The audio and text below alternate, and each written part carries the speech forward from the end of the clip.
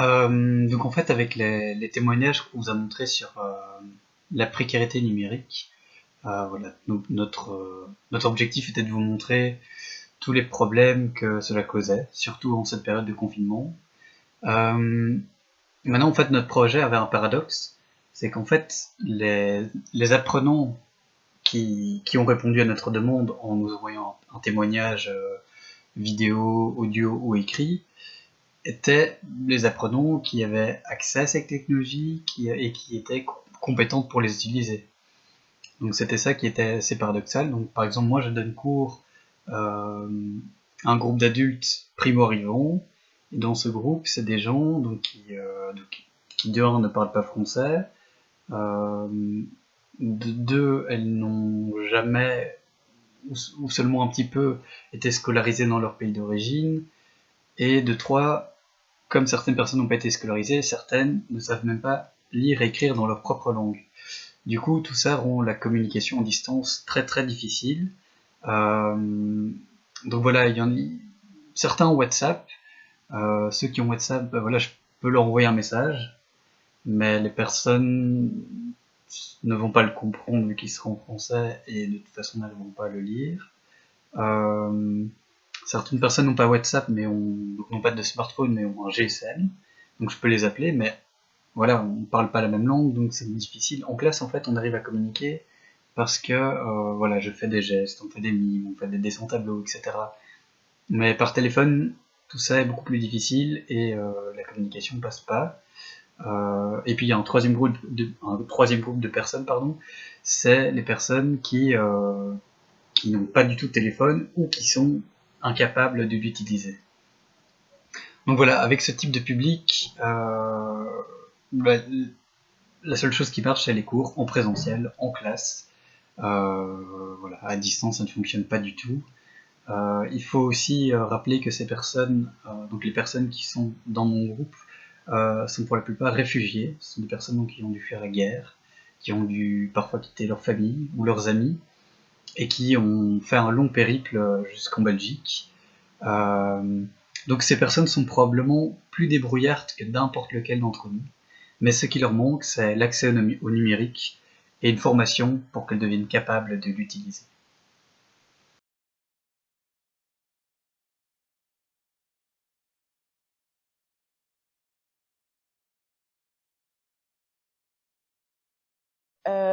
Comme vous l'avez lu, c'était un petit peu donc la précarité numérique, c'est pas nouveau, donc c'est déjà une constatation qui est faite depuis plusieurs années. Et c'est juste que là, avec le confinement, cette précarité, on va dire, est exacerbée et le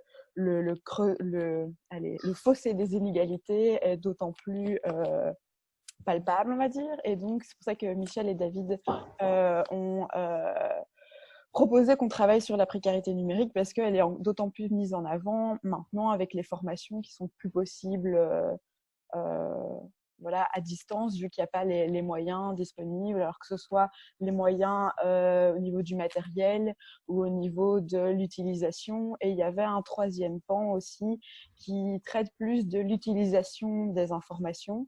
Donc ça, je pense que c'est quelque chose qu'on pourra éventuellement voir par après parce que c'est quand même important. Voilà, si tu as accès à toutes ces informations, donc à la masse qu'il y a sur Internet, qu'est-ce que tu fais de ces informations, comment tu les traites, comment, enfin voilà, avec un peu tous ces trucs de fake news, les gros titres qui accrochent, enfin bon, c'est toutes ces choses-là. Mais je pense que on pourra voir ça dans un temps suivant, donc troisième temps, je sais pas. Et donc, l'objectif là du projet, c'était dans un premier temps de donner une voix à un visage sur cette précarité pour qu'on ait une sorte de matière pour pouvoir mettre en avant le fait que justement les formations n'étaient plus possibles et justement voilà qu'est-ce qu'on fait avec les stagiaires qui ont leur formation interrompue, comment est-ce qu'on peut du coup leur permettre de poursuivre la formation en septembre sans que ça ait d'incidence sur les allocations ou sur toute autre situation, quoi. Euh, donc ça, c'est voilà, une matière pour un petit peu négocier, pour amener cette matière-là à la FEBISP, etc. Et alors, ce qu'on voulait faire aussi, c'est du coup dans un second temps, vu que le but est quand même un petit peu d'agir sur cette précarité, c'est de réfléchir comment est-ce qu'on peut du coup pallier à justement ces questions d'accès, donc d'avoir le matériel et puis de pouvoir l'utiliser.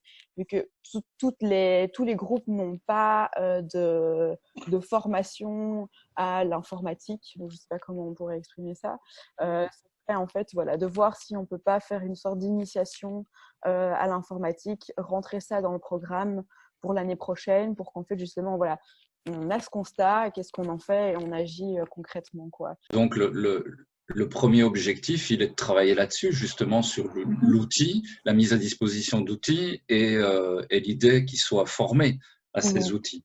Donc, ça, c'est un premier objectif. On va dire matériel, financier, d'initiation, etc. Et puis le deuxième objectif, dans la mesure où la formation s'est interrompue et que pour différentes raisons qu'on vient d'exprimer, il est difficile de maintenir le lien, et ne sachant pas quand la formation va pouvoir reprendre et dans quelles conditions, l'idée est et ça c'est le deuxième objectif, qu'on puisse reprendre la formation où elle s'est arrêtée. Et donc si on estime qu'il y a 3 mois ou 4 mois qui sont perturbés, c'est avoir la possibilité de reprendre la formation en septembre pour cette période-là. Et que ça n'ait pas de conséquences au niveau de leurs indemnités, de leur chômage, de leur accompagnement par les CPAS, de la dégressivité, etc. Mais la formation, il est très clairement, elle s'est interrompue. On n'a pas de possibilité de poursuivre le lien de façon correcte pour les raisons qu'on a évoquées.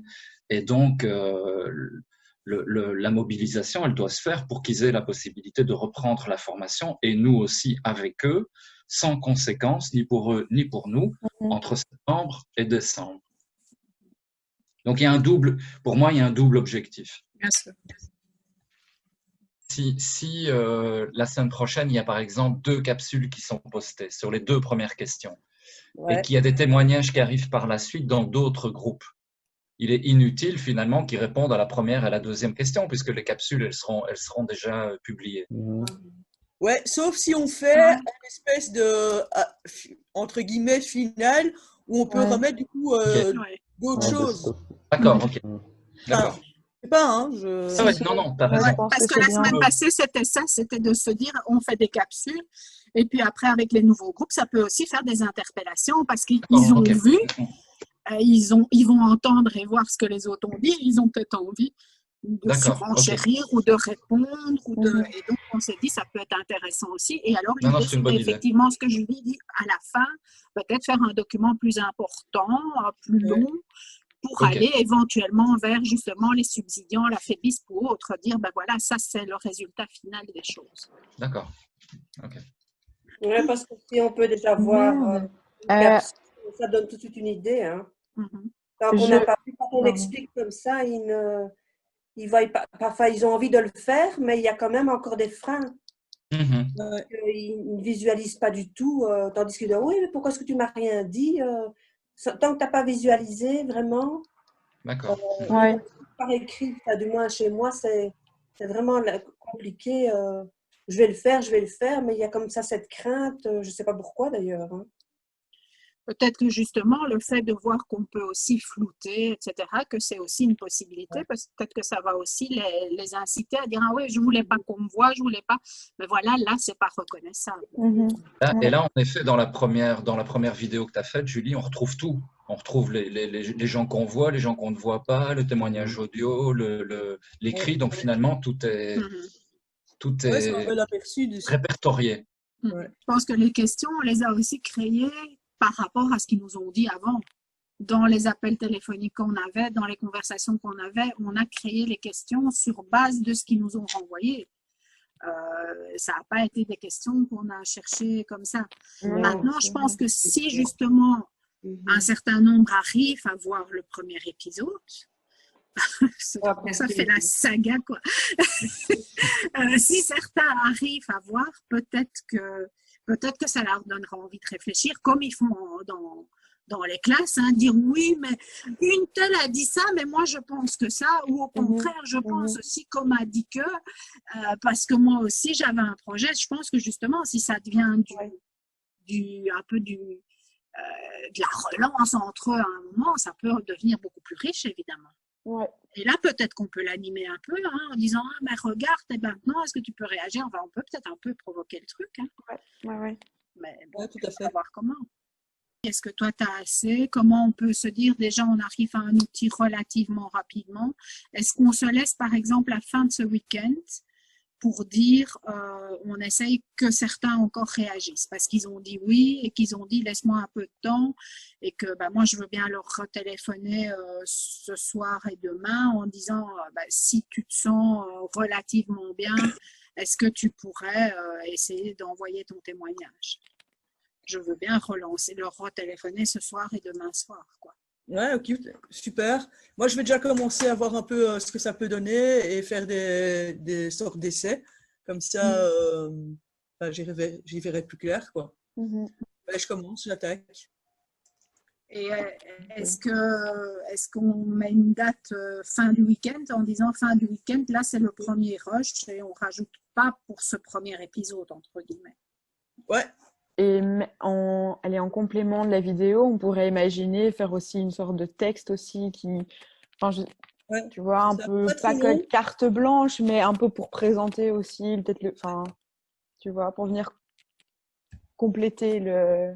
Ouais, tout à fait. Ouais, peut-être. Tu vois. Ouais, tout à fait. Quand tu partages juste une vidéo, oui, mais je pense que c'est bien de mettre un petit texte avec un petit lien, je sais pas, tu vois, des trucs comme ça. Avec une introduction par Michel.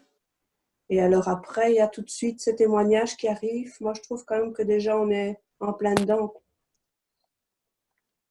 C'est trop rapide? Non, je trouve qu'on rentre tout de suite dedans. C'est ça qui est bien. Oui, ok. Non, c'est pas trop rapide. Franchement, je trouvais ça vraiment top. On t'entend pas bien, moi. Je sais pas si c'est tout le monde. Vous m'entendez ou pas? Je parle. Ouais. Très bien. Ouais, ça va. Ouais, c'est pas grave. Okay. Mais des fois, ça grésille, j'ai l'impression, chez Renault. Okay. Des fois, il y a un vent. Mon micro est pas au top. J'ai pas le meilleur matos. Mais donc, je disais, oui, non, c'était vraiment bien, je trouvais. Que c'était, le format, la longueur, je trouve que on a bien directement le message et on s'ennuie pas du tout, quoi. Enfin, même si ça ne doit pas être un produit de divertissement, mais.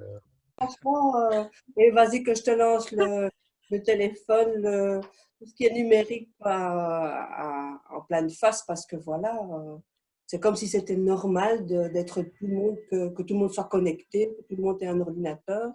Donc, ce serait un peu un lancer de ça. Enfin, je sais pas, moi, je verrais ça dans un lancer où.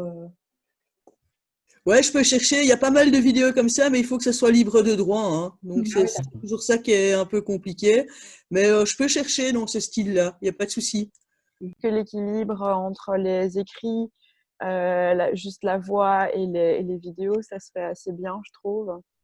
Et avec Michel en intro, ça passe très bien aussi, je trouve. Au niveau du sens, tu as vraiment, je trouve, bien détecté les choses et que ton montage, il est pertinent et au niveau de la forme et au niveau du fond.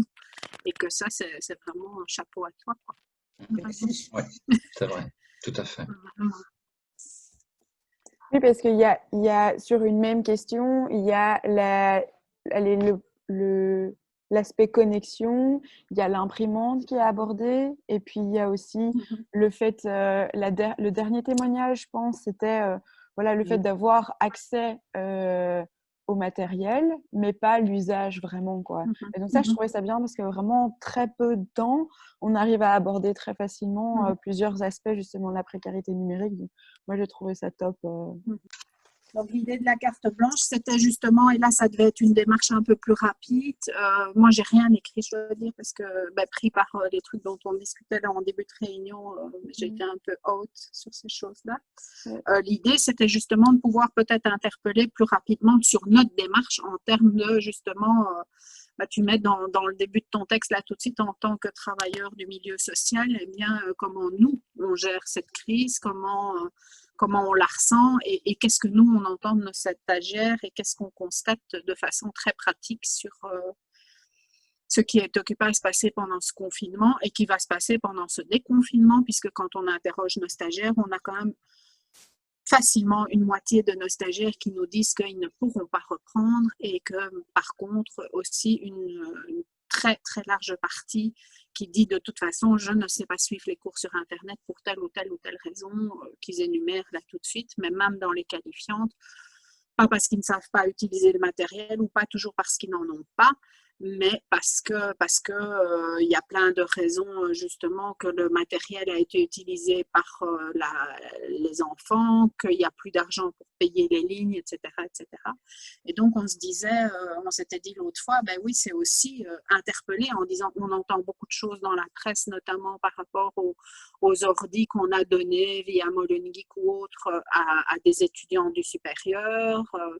Mais qu'est-ce qu'on fait par rapport à des publics comme le nôtre? Voilà. Et nous, comment on a vécu cette crise-là? En disant que les gens du secteur interpellent aussi un petit peu, quoi. On pourrait prendre l'idée justement du carte blanche, mais sous la forme d'un journal, comme si on avait tenu un journal on pourrait. Au quotidien, jour 1, jour 5, jour 10, et à chaque fois, expliquer une situation rencontrée qui est symbolique, symptomatique de ce que les stagiaires vivent. Et c'est à travers des cas qu'on a rencontrés, c'est faire ressortir les différentes problématiques. Ouais. Peut-être relancer justement, ça va faire beaucoup de documents, mais un drive carte blanche où on mettrait un peu, ça va devenir beaucoup de choses, je sais, mais. Si, mais moi, c'est ce que je comptais faire, hein, de toute façon. Comme ça, pareil, vous pouvez avoir un œil dessus, vous pouvez mettre des commentaires, modifier ou quoi. Et je trouve ça, vu qu'on se voit pas, autant rendre plus fluide et possible la communication, je trouve, là-dessus. Et donc, je reprendrai alors le mail que David et Michel m'avaient envoyé. Je vais le mettre quelque part ou quoi. Et comme ça, je pourrais reprendre les éléments et on peut voir ça ensemble. Je ne sais pas si vous avez en tête des passages de témoignages qui vous ont marqué ou quoi. On peut aussi peut-être les mettre en avant quelque part, comme ça on peut repuiser, à voir quoi. Moi je pense que pour la carte blanche, si on veut la faire et on veut être percutant, il ne faut pas attendre trop longtemps parce que une fois que le déconfinement est lancé, ça sert plus on va plus être... ça va plus avoir autant d'importance. Ouais, je suis d'accord. Ça, avant le 18 mai, ça doit être rapide. Ouais. Oui, moi je...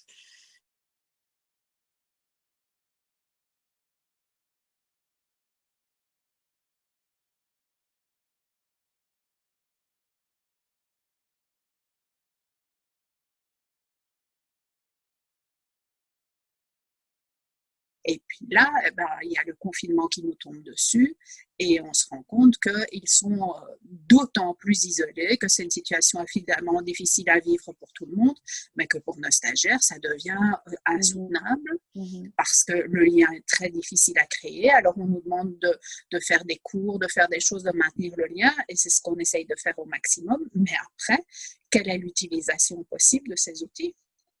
Et donc là, on est vraiment face à des écueils qui sont, je ne vais pas dire insurmontables, mais en tout cas, au niveau de l'outil informatique, si. On est vraiment face à des murs auxquels on se cogne systématiquement. Moi, je constate dans les appels téléphoniques de cette semaine, puisqu'on essaye de rester en lien au niveau téléphonique avec les stagiaires au moins une fois par semaine, idéalement 2 et parfois plus quand ils ont des problèmes particuliers, on constate depuis cette semaine que économiquement ça chute tout à fait. Et je pense que ça chute parce qu'il y a un mois dépassé et que donc il n'y a plus le revenu de l'euro de l'heure qu'ils ont en suivant nos cours. Et que même si ça peut sembler léger d'avoir 100 € par mois ou 130 € par rapport au nombre d'heures de cours qu'il y a, eh bien ça n'est pas léger du tout dans un budget. Quand les gens sont avec 800, 900, 1300 maximum de revenus avec une famille, quand on est chef de ménage avec des enfants, ça fait au minimum 10% de leur budget au minimum. Où il faudra aussi se mobiliser, c'est pour qu'il y ait des accès à Internet. Parce que de plus en plus, on a maintenant les appels des stagiaires qui n'ont plus du tout de moyens de nous joindre. Ça dégringole, je l'avais déjà dit la semaine dernière, et cette semaine-ci, ça dégringole encore. Ils n'ont plus d'argent pour payer. Ils expriment bien que voilà, ils ont ou des petits crédits et que en voulant donner les nouvelles à la famille, etc., ils ont tout épuisé et sur 10 jours, 15 jours, leur crédit du mois est terminé. Ouais. Donc, je pense que la lutte, ce sera surtout ça. C'est d'essayer de voir comment les gens peuvent avoir accès à Internet et tout à domicile à des prix vraiment pratiquement un genre de tarif gratuitement, quoi. Mais que ce soit généralisé, ça ne concerne pas que le piment, ça concerne tous les gens précaires. Tout ça, on a évidemment fait, ils ont eu les adresses tous. Il y a eu un message que j'ai fait envoyer et qui a été envoyé à tous les stagiaires.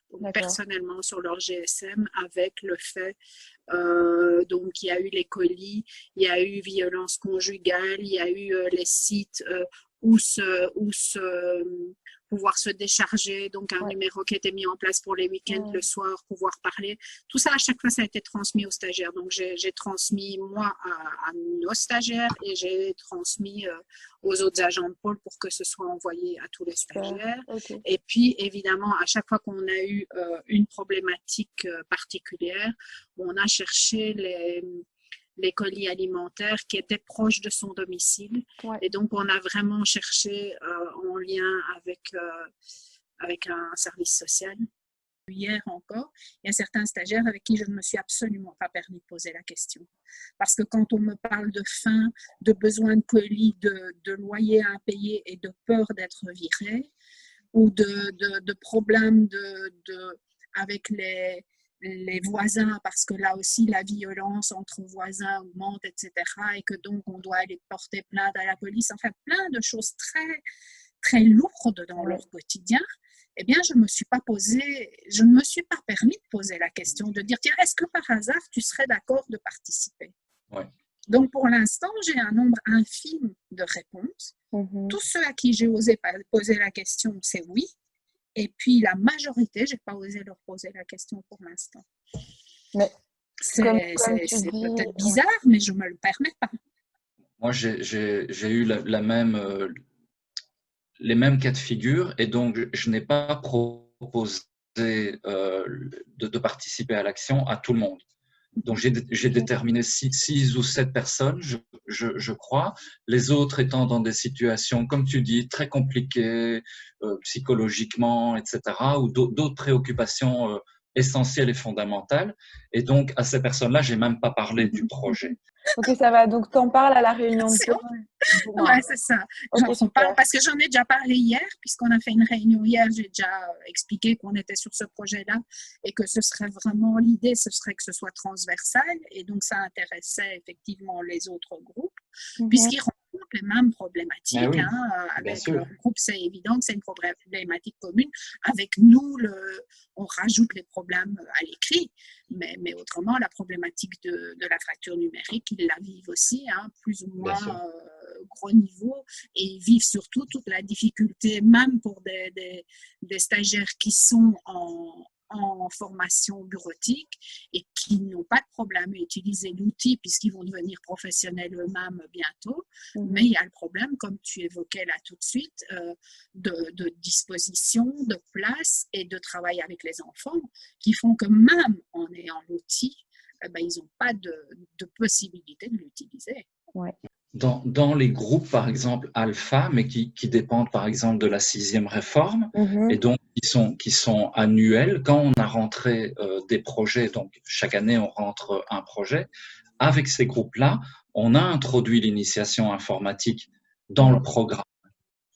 Mais avec les autres groupes alpha, dans le dispositif ISP classique, ce ne sont pas des projets annuels et on est toujours avec des programmes qui remontent à quelque temps et il n'y a pas d'initiation informatique qui est incluse dans le programme. Donc, pour les groupes plus récents qui fonctionnent d'une autre manière, comme sixième réforme, on a introduit l'informatique, l'initiation informatique. Alors que dans les autres groupes, ce n'est pas le cas. Ouais. Alors qu'on a quand même, du coup, de par ce que vous avez partagé maintenant, et puis dans un constat que la ville, le fonctionnement, etc., se fait de plus en plus de manière informatique, qu'en fait, ça devient complètement nécessaire de former, du coup, les stagiaires à ça, dans une optique de citoyen, citoyenne participative, tu es un peu obligé de passer par là, quoi. Obligé d'utiliser ça dans tous les pans de ta vie, ça, c'est libre à toi, mais quand même d'avoir la possibilité d'avoir ça. Maintenant, dire aussi que si on n'a pas mis ça avant dans les cours, c'est pas non plus par manque d'envie, mais c'est aussi qu'on est tout le temps restreint à 400 heures de formation. Et que dans ces 400 heures de formation, on doit faire du français, on doit faire des maths, on doit faire de la vie sociale, parce qu'il faut aussi que les gens sachent dans quel contexte, dans quelle ville ils vivent, pourquoi, comment. Mais aussi, nous, au niveau du piment, on a fait le choix de travailler sur le projet professionnel et que ça prend une importance et qu'on estime essentielle pour pas que les gens aillent vers n'importe quel emploi, vers n'importe quelle formation sans avoir pu faire un choix conscient et réfléchi. Et que donc, tout ça, sur 400 heures, et généralement, on arrive à faire 2 contrats de 400 heures, eh bien, c'est évident que rajouter l'initiation à l'informatique, c'était très lourd. Mais je pense que là, on ne va pas pouvoir s'en dispenser. Et donc, est-ce que, éventuellement, les pouvoirs publics accepteront à un moment qu'on mette cela en plus, ou bien est-ce qu'on va devoir intégrer ça dans nos 400 heures? C'est aussi des questions qu'on va devoir poser et des réponses auxquelles on va devoir être confronté.